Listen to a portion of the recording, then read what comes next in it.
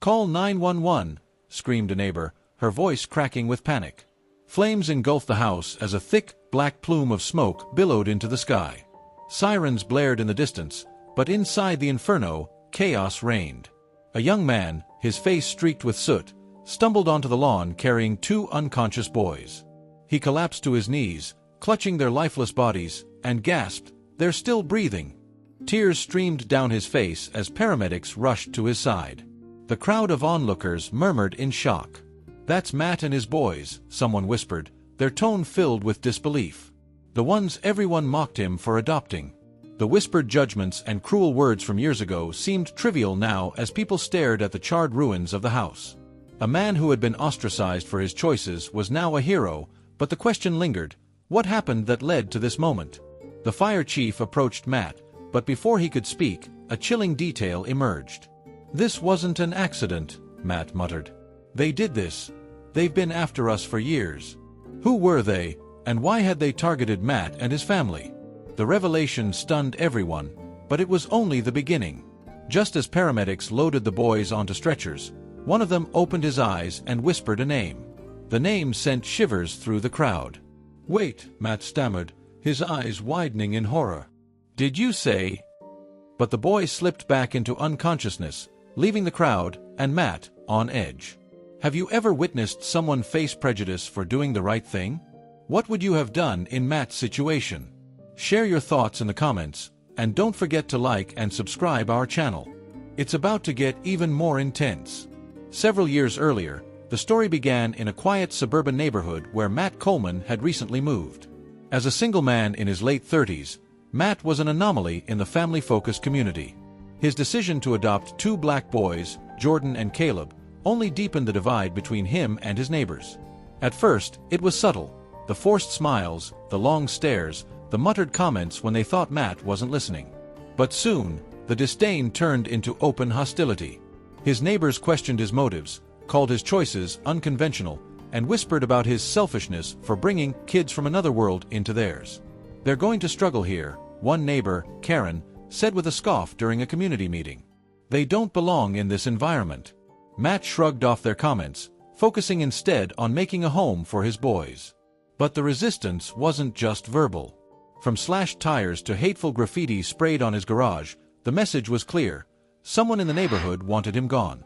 By the time Jordan and Caleb started school, the boys had already faced more cruelty than Matt had prepared them for. Teachers underestimated them, classmates teased them, and parents avoided inviting them to playdates. Matt tried to shield the boys, but each incident chipped away at their sense of belonging. One day, Jordan came home with tears streaming down his face. "Why don't they like us, Dad?" he asked. Matt didn't have an answer, but he promised his sons that he would stand by them, no matter what. What Matt didn't realize was how far some people would go to make sure his family never felt at home. The early days of Matt's life with Jordan and Caleb had been filled with optimism. Despite the challenges of single parenthood, he poured his energy into creating a warm, loving home. The boys, 6 and 8 years old when they moved in, were timid at first but quickly grew attached to Matt. He cherished their laughter and was determined to give them the stability they had never known. But the idyllic start was short-lived. One chilly morning, Matt stepped outside to find his car tires slashed and a note taped to his windshield. In bold black letters, it read, "Go back to where you came from." The words burned in his mind, but he brushed it off as a random act of vandalism. By the time the second note appeared, this time taped to his front door, Matt realized it wasn't random. It was personal. He filed a police report, but without evidence, there was little they could do. He decided not to tell Jordan or Caleb, hoping to shield them from the ugliness brewing around them. The tension in the neighborhood became harder to ignore. Matt noticed the pointed looks when he walked the boys to the bus stop. Invitations to community events stopped coming. One Saturday, while they played basketball in the driveway, a neighbor shouted, "Hey, Coleman! Why don't you try raising kids who actually look like you?" Matt's face turned red with anger, but before he could respond, Caleb grabbed his hand. "It's okay, Dad," the boy said quietly. "Let's go inside." That night, Matt sat with the boys at the kitchen table. "I want you to know something," he began, his voice steady but firm. "People might say hurtful things because they don't understand us. But that doesn't mean they're right. You two belong here, and I'll always fight for you. Jordan, the more outspoken of the two, nodded fiercely. We don't care what they think, Dad. We've got you. Caleb, who was quieter, simply hugged Matt. But deep down, the boys were starting to feel the weight of the hostility. The harassment escalated over the next year. Someone dumped trash on their lawn. One morning, they found their mailbox smashed. Matt reported every incident, but without witnesses, nothing came of it. The boys tried to act like it didn't bother them, but Matt could see the cracks forming. Caleb became withdrawn, and Jordan started lashing out at school. The final straw came during a school fundraiser. Matt had volunteered to help set up, but as he entered the gymnasium with the boys, he noticed the whispers and sideways glances. When he reached the bake sale table, a parent muttered, "I guess they'll let anyone in these days." Before Matt could respond, Jordan snapped. "Why do you care? My dad's better than any of you." The room fell silent. Matt placed a hand on Jordan's shoulder, trying to calm him, but the damage was done. The principal asked Matt to leave, saying his presence was disruptive. That night, Matt sat in the darkened living room, struggling with doubt. "Am I doing the right thing?" he wondered aloud. The adoption agency had warned him about potential challenges, but he hadn't expected this level of hostility. He considered moving to a different neighborhood, but financial constraints and his boys' school stability kept him rooted. As he wrestled with his thoughts, a knock came at the door. Matt hesitated before opening it, bracing himself for more trouble. Instead, he found an elderly woman standing on his porch. Her name was Mrs. Hargrove, one of the few neighbors who hadn't treated him coldly. "I thought you might need this," she said, handing him a freshly baked pie. "I've been watching what's been happening, and I want you to know you're not alone." Matt felt a lump in his throat. "Thank you," he managed to say. Mrs. Hargrove patted his hand. "Those boys are lucky to have you. Don't let the rest of them make you forget that." Despite her kindness, the harassment didn't stop. Months passed, and the threats became more sinister. Matt installed security cameras after finding a dead raccoon left on his porch with a note, "You're next." He began documenting everything, compiling a file of incidents to share with the police. But one night, as he reviewed the footage, his heart sank. A shadowy figure appeared on the screen, spray painting a racial slur on his garage door. Matt froze the frame, recognizing the silhouette immediately. It was one of his neighbors. Determined to protect his family, Matt took the footage to the police. They promised to investigate, but weeks passed without any updates. The stress began to take a toll on Matt's health, and the boys noticed. "Are you okay, Dad?" Caleb asked one night as they sat on the couch. Matt forced a smile. "I'm fine, buddy. Just tired." But the truth was, he wasn't fine. The harassment was wearing him down, and he feared what would happen next. Little did he know, the worst was yet to come. Matt woke up to a loud crash in the middle of the night. Heart pounding, he grabbed the baseball bat he kept by his bed and rushed downstairs. The living room window was shattered, shards of glass glittering on the floor. A brick lay amidst the chaos, a note tied around it. "Leave. Or next time, it'll be worse." The boys came running, their faces pale with fear. "Dad, what's happening?" Jordan asked, clutching Caleb's arm. Matt knelt down, steadying his voice. "It's just someone trying to scare us, but I won't let them hurt you. I promise." He called the police, but by the time they arrived, the culprits were long gone. The officers took his statement and examined the note, but their response was frustratingly familiar. "We'll look into it." Matt could see the doubt in their eyes. As the officers left, one turned to Matt.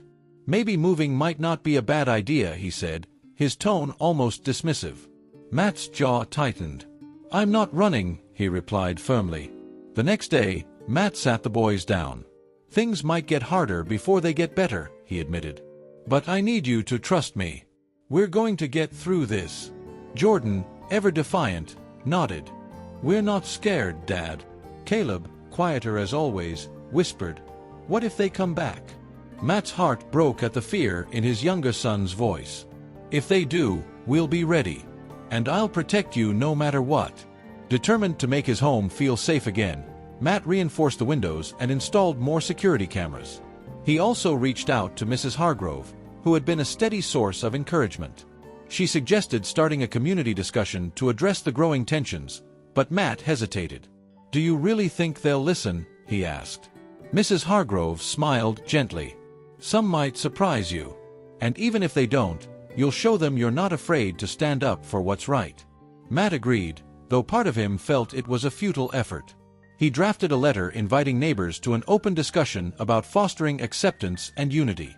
A week later, he stood nervously in the local community center, unsure if anyone would show up. To his relief, a few did. Mostly the quieter, less vocal neighbors who hadn't openly opposed him but also hadn't supported him. Mrs. Hargrove spoke passionately about the importance of standing against hate, and Matt shared his family's experiences. By the end of the meeting, several neighbors expressed their support, promising to help. But not everyone was moved. As Matt left the center, he overheard Karen and a group of others whispering. "He's just trying to play the victim," Karen said. "This is what happens when you bring trouble into the neighborhood." Matt clenched his fists but kept walking. He couldn't afford to let their words deter him. The harassment didn't stop. A week later, Matt found his trash cans knocked over, their contents strewn across the lawn. Another time, someone egged his car. Each incident felt like a reminder that no matter how hard he tried, there were people determined to drive him out. But amidst the ugliness, small moments of hope began to emerge. One afternoon, Jordan and Caleb came home from school, their faces lit with excitement. "Dad, guess what?" Jordan exclaimed. Mrs. Hargrove told the principal about what happened at the fundraiser, and now they're making the whole school do a program about diversity. Caleb added, "And some kids actually apologized to us." Matt felt a flicker of hope. Maybe things could change, even if it was slow and painful. One evening, as Matt reviewed the security footage, he noticed something unusual. A car had been parked across the street for hours, its driver never stepping out. He felt a chill run down his spine. Was this someone watching them? Or was he just being paranoid? He decided to confront the situation head-on. Stepping outside, he approached the car, bat in hand. The driver rolled down the window, a young man, barely out of his teens, his expression startled. "Can I help you?" Matt asked, his voice firm. The man hesitated before blurting out, I wanted to say I'm sorry." Matt frowned. "For what?" "For everything," the man admitted. I've been part of it. The notes, the trash, all of it. I was stupid, okay? I didn't think about how it might feel for you or your kids." Matt's grip on the bat loosened. "Why are you telling me this now?" The man looked away, ashamed. "Because my mom always told me to do the right thing, and I didn't. But I want to now." Matt didn't know whether to believe him, but he nodded. "If you mean it, then stop. And maybe try speaking up the next time you see someone doing what you did." The man nodded quickly before driving away, leaving Matt with a mix of anger and cautious optimism. A few nights later, Matt woke to a strange sound outside. This time, it wasn't a crash or the sound of breaking glass, it was voices. Peering through the window, he saw a group of figures standing near his driveway. His stomach dropped when he realized one of them was holding a gas can. Grabbing his phone, he called 911. "There's someone outside my house," he said, his voice shaking. "I think they're trying to set it on fire." As he waited for the police, he watched helplessly as the group poured gasoline near the edge of his property. Suddenly, the leader of the group turned toward the house, locking eyes with Matt through the window. They lit a match. The match fell, and flames began to spread rapidly. But just as the fire reached its peak, flashing blue and red lights illuminated the street. The sound of sirens drowned out the crackle of flames, and the group scattered, disappearing into the shadows. Matt rushed to grab the boys, ensuring their safety as the firefighters worked to contain the blaze. When the police arrived, Matt handed over the security footage, his hands trembling. "They're not going to stop," he said to the officer. "Not until something terrible happens." The officer nodded grimly. "We'll do everything we can to catch them. But you might want to consider taking extra precautions." Matt realized then that this wasn't just harassment, it was a war. And he would do whatever it took to protect his family. The aftermath of the fire was devastating. While the flames had been contained before reaching the house, the damage to the lawn and property was extensive. The boys were shaken, and Matt could feel the weight of their fear in every glance and every quiet moment. "We're not safe here, Dad," Jordan said bluntly the next morning as they surveyed the charred grass. His voice trembled despite his attempt to sound strong. "What if they come back?" Matt knelt down, resting a hand on his son's shoulder. "I know you're scared," he said softly, "but running away won't fix this. We deserve to live here just as much as anyone else." Caleb, standing nearby, whispered, "What if they try to hurt you next time?" The words cut through Matt like a blade. He'd been so focused on protecting the boys that he hadn't allowed himself to fully acknowledge the danger. But now, it was unavoidable. These people weren't just trying to scare them anymore, they were trying to destroy them. Matt spent the next few days reinforcing their home further. He installed additional cameras, motion-activated lights, and a steel gate at the entrance of their driveway. He even purchased a fire extinguisher for every room in the house, just in case. Mrs. Hargrove visited frequently, bringing food and moral support. "You're doing the right thing by staying," she said one afternoon as they sipped coffee in the kitchen. "But you don't have to fight this alone. Have you thought about reaching out to the media?" Matt hesitated. The idea of exposing their story to a wider audience felt risky, but Mrs. Hargrove had a point. Maybe shining a spotlight on the harassment would force the perpetrators to back off, or at least hold the community accountable. A few days later, Matt contacted a local news station. The reporter who answered seemed genuinely interested and agreed to meet at his house for an interview. When the story aired, it painted a vivid picture of the challenges Matt and his boys had faced. The footage of the charred lawn and hateful notes was undeniable proof of the cruelty they endured. The story went viral, drawing national attention. Social media exploded with outrage, and people from across the country offered messages of support. Donations poured in to help Matt rebuild, and several advocacy groups reached out, offering legal and emotional assistance. But not everyone was supportive. The increased attention only seemed to embolden the perpetrators. Days after the story aired, Matt found a new message scrawled across his garage: "Traitor."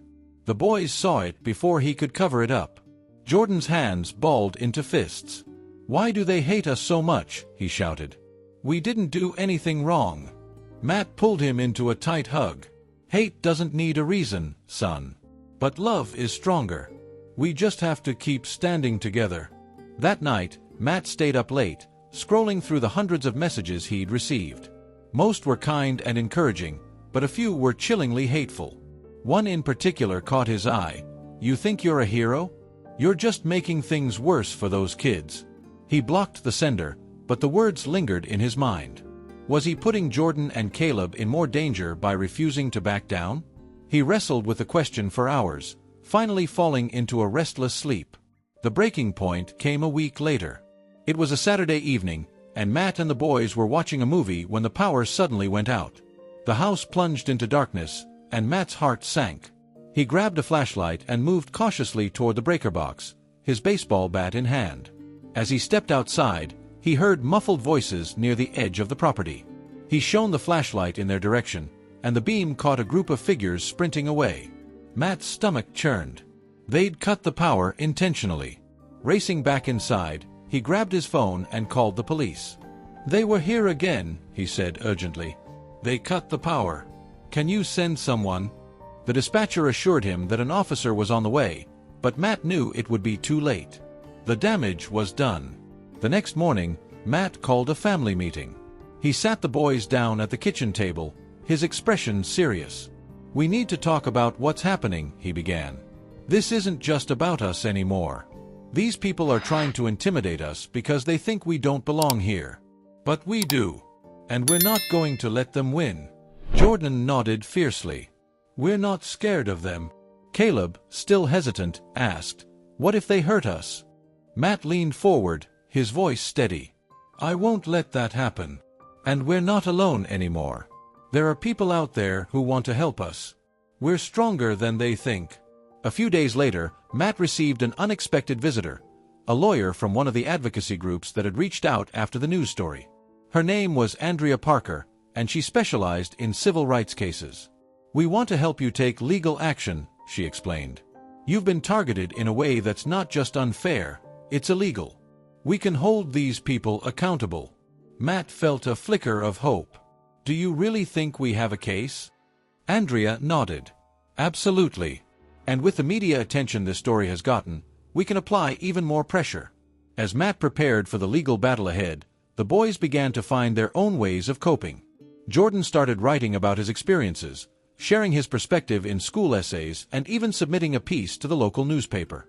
Caleb, meanwhile, found comfort in painting, creating vibrant, hopeful images that adorned their home. But the threats didn't stop. One evening, Matt received a call from an unknown number. The voice on the other end was low and menacing. You think you're safe just because people are watching? You're not. We'll get you when you least expect it. Matt hung up, his hands trembling. He knew he couldn't show fear, not to the boys, and not to the people trying to break them. But deep down, he wondered how much more they could endure. What would you do if you received a call like this? Share your thoughts in the comments, and don't forget to subscribe. Things are about to take a dramatic turn. The next morning, Matt decided it was time to escalate. He called Andrea Parker and told her about the threatening phone call. This isn't just harassment anymore, he said, his voice firm. It's a direct threat. Andrea agreed. We need to file for a restraining order against the individuals we suspect, and we can push for increased police surveillance in your area. But Matt, you also need to think about your safety. These people are desperate, and that makes them dangerous. Matt didn't need the warning. He could feel the danger lurking in every corner of his life. Still, he refused to back down. We'll do whatever it takes, he replied.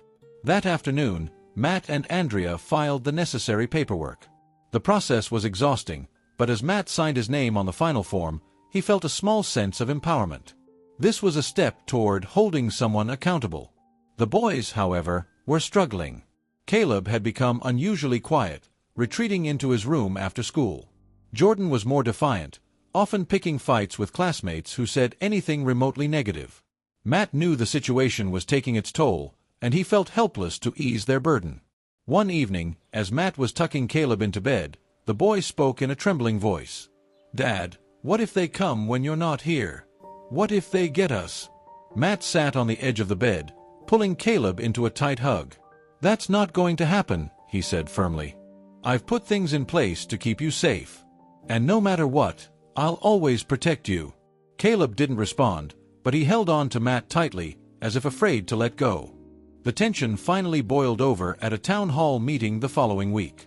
Matt had decided to attend after hearing that the neighborhood association planned to discuss the recent media attention. He brought Mrs. Hargrove for support, but as soon as he walked in, the room grew uncomfortably quiet. Karen, one of the loudest voices against him, wasted no time making her opinion known. This community is being painted as hateful because of one man's decision to bring his drama here, she said, her tone icy. We've lived peacefully for years, and now look at us. Police patrols, news vans, strangers coming into our neighborhood. It's unacceptable. Matt stood up, his hands trembling but his voice steady. What's unacceptable is the harassment my family has endured. This isn't about disrupting your peace. It's about ensuring we have the same right to live here as anyone else. Karen scoffed. Maybe if you didn't keep stirring the pot. Stirring the pot. Matt interrupted, his voice rising. I didn't spray paint slurs on my garage. I didn't throw bricks through my window. And I didn't set fire to my lawn. You want peace? Then tell the people responsible to stop. The room erupted into murmurs. Some nodded in agreement, while others avoided eye contact. Matt's chest heaved with emotion, but he refused to sit down until he made his point. Every day, my sons ask me why they're hated, he continued. And every day, I have to find a way to explain something that should never happen in the first place. If you think that's drama, then maybe you need to take a hard look at what kind of community you want to live in. The meeting ended with no resolution, but something had shifted. Over the next few days, Matt noticed small acts of support. A neighbor he barely knew stopped by with a casserole, muttering an awkward but sincere apology for not speaking up sooner. A group of kids from Jordan and Caleb's school invited them to a basketball game, breaking the cycle of exclusion. It wasn't much, but it was a start. Late one night, Matt sat on the couch, reviewing a list of names Andrea had provided, individuals suspected of being behind the harassment. As he scanned the list, one name jumped out at him, Mark Jefferson, a man who lived just 2 doors down. Mark had always been standoffish, but Matt had never suspected him of being involved. Deciding it was time for answers, he printed a copy of the list and headed next door the following morning.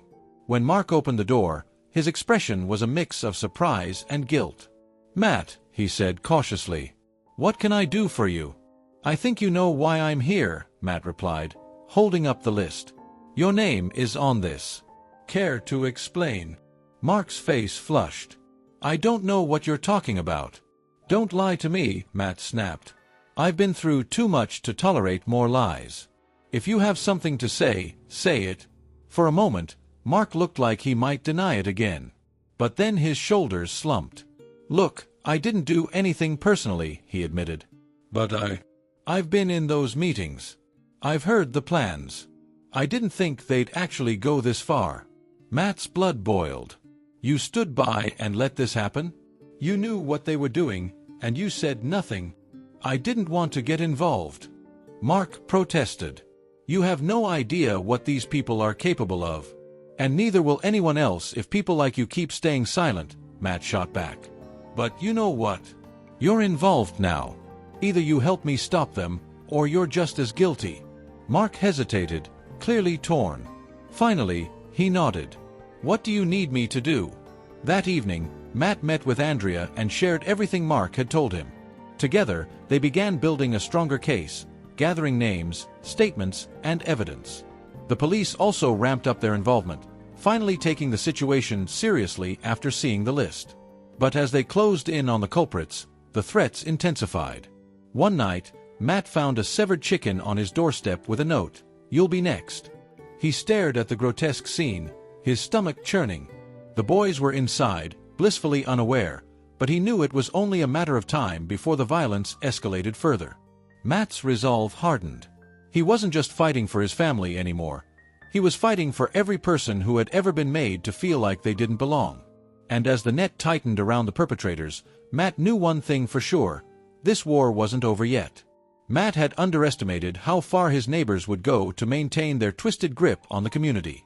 The severed chicken on his doorstep was a stark reminder that the battle was far from over. But for the first time, Matt felt like he had some control. With Mark's reluctant cooperation and Andrea's legal expertise, he finally had tools to push back. Mark's involvement proved critical. He revealed details about a shadowy group of neighbors who had orchestrated the harassment. They called themselves the Guardians, and their self-appointed mission was to preserve the community's integrity. The group held secret meetings, coordinated the threats, and worked to intimidate anyone who opposed them. "They're not just targeting you," Mark explained nervously during one of their meetings at Matt's house. "They've been doing this for years, pushing out anyone who doesn't fit their mold. Most people leave before it gets this bad." Matt clenched his fists. Well, they picked the wrong family this time. With the new information, Andrea filed an updated report with the police, naming specific individuals and including evidence of their involvement. But while the authorities conducted their investigation, Matt knew he couldn't rely on them alone. He needed to take matters into his own hands. The tension in the neighborhood was palpable. Every time Matt stepped outside, he felt the weight of eyes watching him. Some neighbors avoided him altogether, while others glared openly. But a few began to show quiet signs of support, a wave here, a friendly nod there. Mrs. Hargrove continued to be a pillar of strength, rallying other residents who were tired of living in fear. Together, they organized a community forum, inviting everyone to discuss the harassment openly. The event was scheduled for the following Saturday, but Matt doubted many of the antagonistic neighbors would show up. A few nights before the forum, Matt was awakened by a loud banging on his front door. His heart raced as he grabbed the bat by his bed and rushed downstairs. Through the peephole, he saw Jordan and Caleb's school principal, Mrs. Daniels, standing on the porch, her face pale and frantic. "Matt, you need to come with me," she said as soon as he opened the door. "It's about Jordan." Fear gripped him. "What happened? Is he okay?" "He's fine, but he's at the police station. There was an incident at school." Matt threw on a jacket, told Mrs. Hargrove to stay with Caleb, and followed Mrs. Daniels to her car. On the way, she explained that Jordan had been involved in a fight. Another student had taunted him with racial slurs, and Jordan had snapped, punching the boy in the face. When Matt arrived at the station, he found Jordan sitting on a bench, his face a mixture of anger and fear. Matt knelt in front of him. "Are you okay?" he asked gently. Jordan nodded, but his voice trembled. "He kept calling us names, Dad. I told him to stop, but he wouldn't. I didn't mean to hurt him." Matt pulled him into a hug. "You're not in trouble with me, son. But we're going to figure this out." Back at home, Matt sat Jordan down for a heart-to-heart. "I know it's hard," he said, "but you can't let their words control you. Every time you react, they win. We're fighting this in a different way." Jordan looked skeptical. "But what if they never stop?" Matt sighed. "Then we keep standing up for ourselves, no matter how long it takes." The day of the community forum arrived. Matt wasn't sure what to expect, but he was determined to make his voice heard. To his surprise, the room was packed. Residents filled every chair, and some stood along the walls. Mrs. Hargrove opened the event with a moving speech about unity and acceptance, followed by Andrea, who explained the legal ramifications of the harassment. When it was Matt's turn to speak, he took a deep breath and scanned the room. He saw familiar faces, some supportive, others hostile. Karen sat near the back, her arms crossed and a scowl on her face. "I'm here because I believe in this community," Matt began. "I chose to raise my family here because I thought it was a place where people cared about each other. But what we've experienced over the past few years has shown me a different side." He described the threats, the vandalism, and the constant fear his family lived with. "This isn't just about me and my boys," he said. "It's about what kind of neighborhood we want to be. Are we going to let hate dictate who belongs? Or are we going to stand up and say, this isn't who we are?" For a moment, the room was silent. Then, one by one, people began to clap. Some stood, offering Matt a standing ovation. Even a few of the neighbors who had once ignored him joined in. But not everyone was moved. As the applause died down, Karen stood up, her face twisted with anger. "This isn't about hate," she snapped. "It's about preserving our way of life. You came here and disrupted everything. And now you want to paint us as villains." Matt met her gaze steadily. "If standing up for my family makes you uncomfortable, that's your problem, not mine." Karen stormed out, slamming the door behind her. But the rest of the room remained, engaged in a productive discussion about how to move forward. By the end of the night, several residents volunteered to help organize a neighborhood watch and advocate for more inclusive community policies. Later that evening, as Matt tucked the boys into bed, Jordan looked up at him with a small smile. "Do you think it's going to get better, Dad?" Matt brushed a hand through his son's hair. "It already is." But as he returned to his room, a gnawing sense of unease crept over him. The Guardians wouldn't take this defeat lightly, and he knew they had one last card to play. Matt woke to the sound of his phone buzzing. It was Andrea. "Matt, we've got a problem," she said, her tone urgent. "One of my contacts at the police department just called. They've uncovered something disturbing." Matt sat up, his heart pounding. "What is it?" "The Guardians have escalated. They've been planning something bigger, something dangerous. We don't know the full details yet, but it looks like they're targeting the community forum supporters, including you." Matt's chest tightened. "How soon are we talking?" "They didn't say, but it's imminent," Andrea replied. "I need you to be extra cautious. Keep the boys close and let me know if anything unusual happens." Matt hung up, his mind racing. He had known the Guardians wouldn't back down easily, but this was more than he'd anticipated. He spent the day reinforcing his security measures and calling Mrs. Hargrove and other neighbors who had shown their support at the forum, warning them to be vigilant. That night, as Matt reviewed his security camera footage, he noticed something strange. A car he didn't recognize had been parked across the street for hours. He zoomed in on the license plate, but it was covered with mud, obscuring the numbers. Just then, the car's headlights turned on, and it slowly began to move. Matt grabbed his phone, ready to call the police, but before he could dial, the car sped off into the night. The next day, Matt received an anonymous package at his doorstep. Inside was a single photograph of his boys playing basketball in the driveway. On the back, a message was scrawled, "Enjoy them while you can." Matt's hands trembled as he stared at the photo. He felt a surge of anger and fear unlike anything he'd experienced before. Taking the photo to the police, he demanded action. "This is beyond harassment," he told the officer on duty. "They're threatening my kids." The officer nodded grimly. "We're taking this seriously, Mr. Coleman. We've increased patrols in your area, and we're working on identifying the individuals involved." But Matt wasn't convinced. The system had failed him before, and he wasn't about to rely on it now. That evening, Matt gathered the boys in the living room. "We need to talk," he said, his voice calm but firm. "You're going to notice a few changes around here. I'm going to be extra careful about where we go and who we talk to. And if you see anything at all, that feels wrong, you come straight to me." Jordan nodded, his face serious. "We'll be careful, Dad." Caleb, however, looked frightened. "Are they going to hurt us?" Matt knelt down beside him. "No one is going to hurt you. I won't let them." But even as he said the words, he wasn't sure he believed them. 2 nights later, the Guardians made their move. It started with a loud bang at 2 a.m. Matt jolted awake, his heart pounding. Rushing to the window, he saw flames licking at the edge of his property. Someone had set his garbage bins on fire, and the blaze was quickly spreading toward the house. Grabbing a fire extinguisher, Matt ran outside, shouting for Jordan to call 911.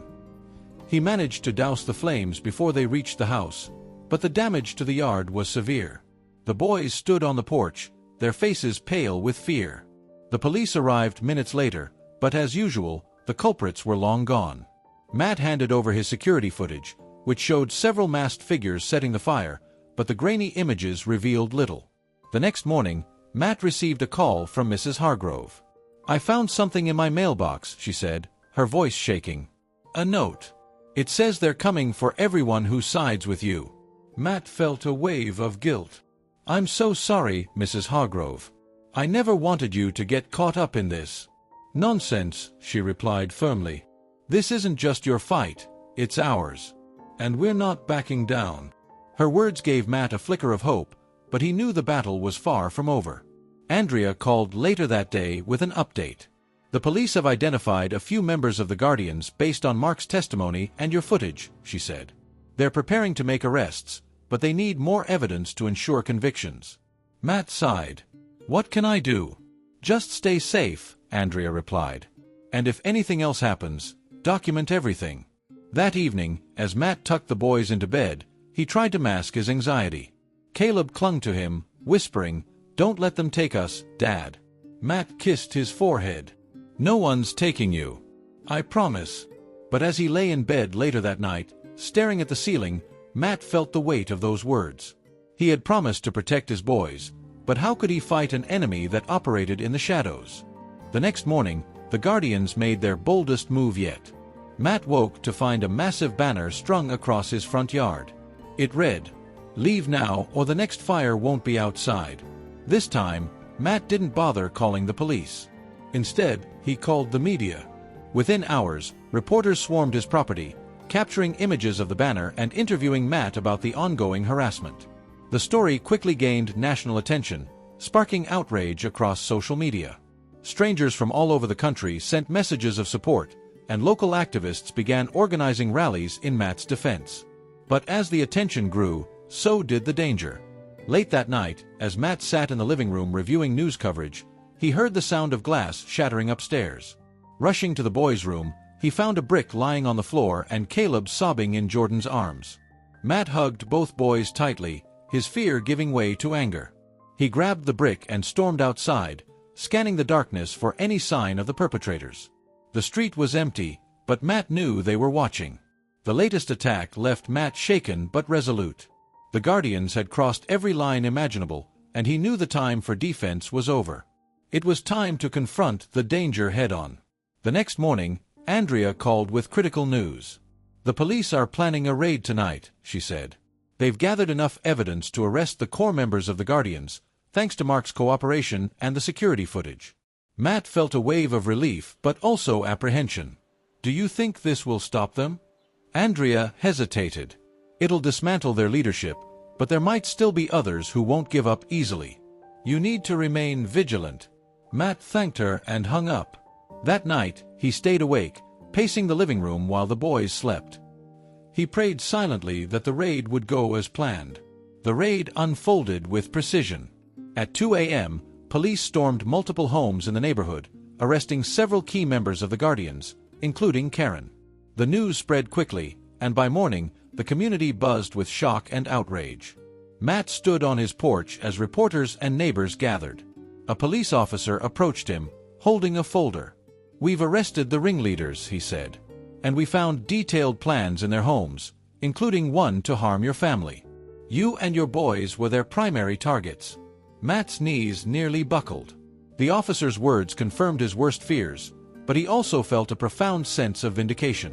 The people who had tormented his family were finally being held accountable. Despite the arrests, tensions in the neighborhood lingered. Some residents rallied around Matt, organizing community events to foster healing and inclusion. Others remained silent, their prejudices exposed but not eradicated. Mrs. Hargrove, ever the optimist, spearheaded a Unity Day celebration. She convinced Matt to speak at the event, urging him to share his story one last time. On the day of the event, the park was filled with families, activists, and reporters. Matt stood at the podium, the boys by his side. "When I moved here, I believed this neighborhood could be a safe and welcoming place for my family," he began. "What we faced instead was a level of hate I never imagined.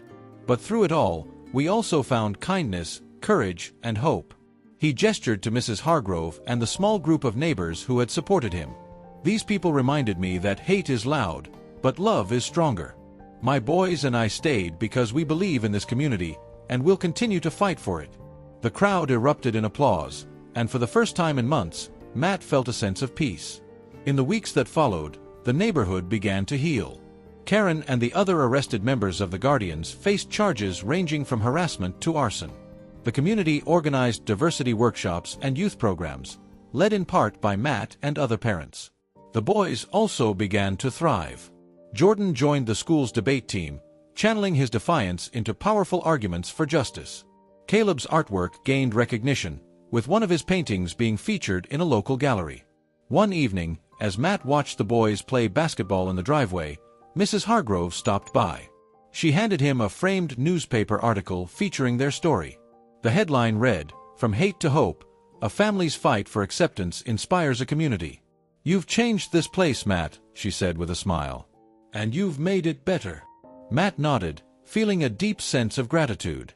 "We all did." As the sun set over the neighborhood, Matt reflected on the journey they had endured. It had been a battle filled with pain and fear, but it had also revealed the strength of love, resilience, and community. "They mocked us," he thought, watching his boys laugh and play. "But look at us now." What do you think about Matt's journey? Have you seen hate transform into hope like this before?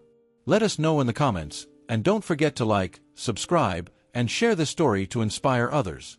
Together, we can make a difference.